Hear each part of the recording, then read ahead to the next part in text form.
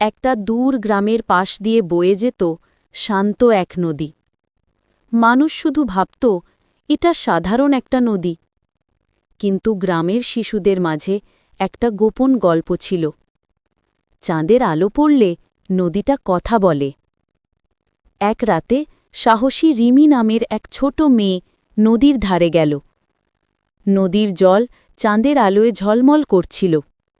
হঠাৎই জল ফিসফিস করে বলল, রিমি, তোমার হৃদয় যদি পরিষ্কার থাকে, আমি তোমাকে স্বপ্ন দেখাব।